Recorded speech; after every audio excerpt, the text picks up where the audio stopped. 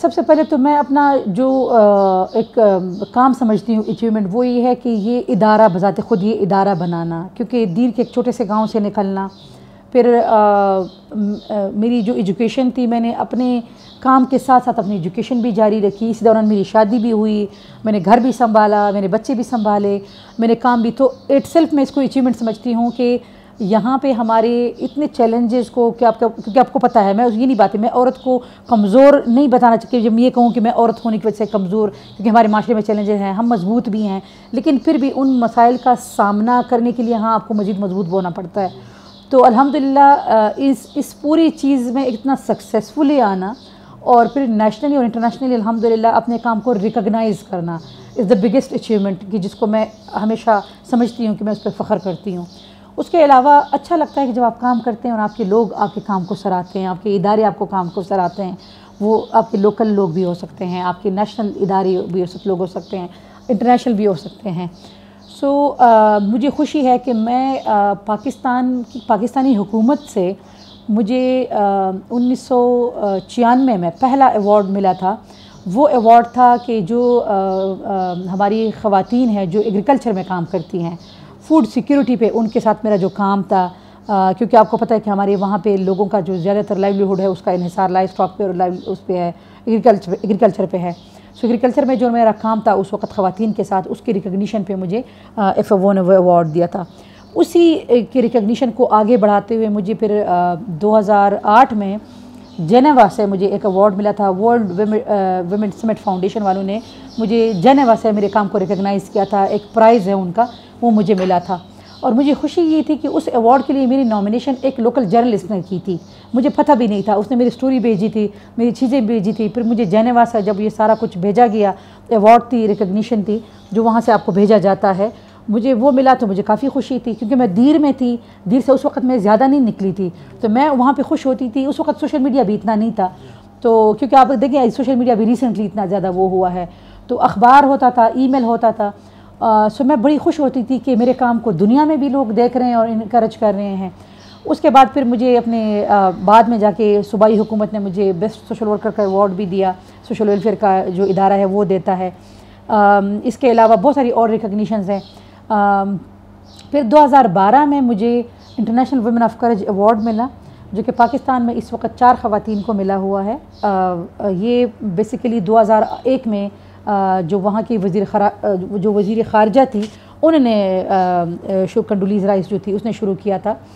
मैंने 2012 के लिए मेरी इसके लिए नॉमिनेशन हुई थी, और जब मैं इसको हासिल करने के लिए जब मैं अमेरिका गई तो वहाँ पे मुझे मज़ीद खुशी हुई कि दुनिया के 10 और ममालिक से, 9 और ममालिक से, एक में थी, 10 ममालिक से और बहुत सारी ख़वातीन आई थी।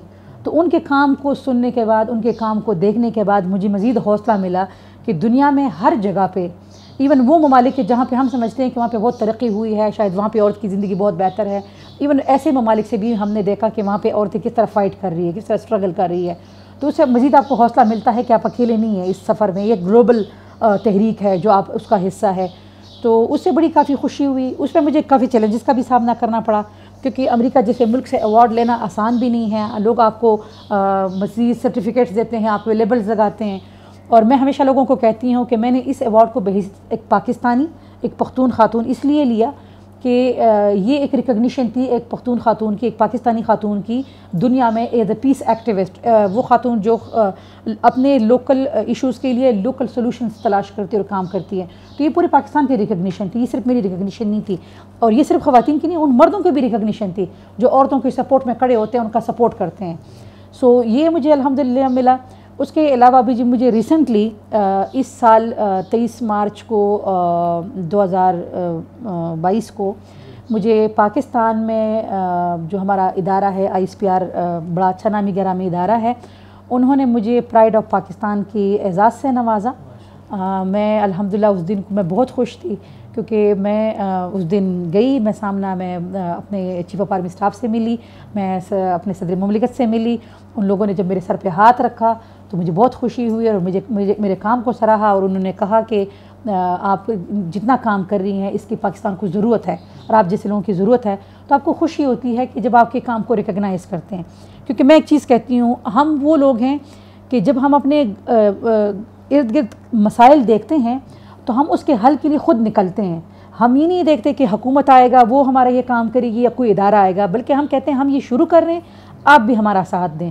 तो जब ये इदारे साथ देते हैं तो हम कहते हैं हमारा खून बढ़ता है, हमें खुशी होती है, हमें हौसला मिलता है। सो उम्मीद है कि आगे इस तरह जितनी ख़वातीन या जितने हमारे NGO सेक्टर पाकिस्तान में काम कर रहा है, लोग उनकी सरपरस्ती करें, उनके सपोर्ट में आगे आएँ ताकि ये काम मज़ीद बढ़े। व्यूवर्स के लिए तो मैंने बहुत सारे मैसेजेस दे दिए। एक मैसेज तो मैं ये ज़रूर दूँगी कि आपका ये जो चैनल है इसको ये लोग ज़रूर सब्सक्राइब करें और जितना आगे हो सकता है शेयर करें, क्योंकि इस वक्त हम कंटेंट की अब अगर बात करें तो यूट्यूब चैनल्स बहुत सारे हैं, लेकिन उस पर जो इस तरह का कंटेंट है वो बहुत कम चैनल्स पे मिलता है। और ये कंटेंट आगे जाएगा तो शायद बहुत सारे लोगों की रहनुमाई होगी, हम कनेक्ट हो सकेंगे। क्योंकि हो सकता है आज मेरी बातें सुनने के बाद बहुत सारे ऐसे लोग हों जिनको मेरा काम रेलेवेंट लगा हो, उनको अगर मुझसे रब्ता करना है तो मेरा ट्विटर है, मेरा फेसबुक है, मेरा इंस्टाग्राम है, मेरे लिंक्डइन पे भी हूँ, तो मुझे वो वहाँ पे कनेक्ट कर सकते हैं। मेरी कोशिश होगी जहाँ पे मैं उनकी रहनुमाई कर सकती हूँ, जहाँ पे उनको गाइड कर सकती हूँ या रेलेवेंट लोगों के साथ कनेक्ट कर सकती हूँ। जो मैं सबसे अहम काम समझती हूँ वो ये कि हम राइट लोगों को राइट लोगों के साथ कनेक्ट कर सकें ताकि रिश्ते बने, नेटवर्क्स बने, ताकि मिल के हम ये सब कुछ करें। क्योंकि जो कुछ करना है हमने मिल के करना है। इस मुल्क को और हमारे इश्यूज़ को दूसरों के हाथ में नहीं छोड़ना। ये नहीं कहना कि जी ये हमारा काम नहीं है, ये मुल्क हमारा है, ये चीज़ें हमारी हैं, इसमें हमने सर उठा के जीना है। हमने बाहर के मुल्कों में भी नहीं जाना, सेकंड क्लास सिटीज़न भी हमने नहीं बनना। अपने मुल्क में रहना है, फ़ख्र से जीना है, एतमाद से जीना है और अपनी सलाहियतों को निखारना है, आगे बढ़ाना है। तो आपके चैनल को सब्सक्राइब करते हुए इनको ये बहुत सारी मालूमात और भी मिलेंगी। और आई थिंक यूथ अगर ढूंढने निकले तो वो एक है ना कि रूमी, मैं मौलाना रूमी को बहुत फॉलो करती हूँ, वो कहता है कि what you seek is seeking you.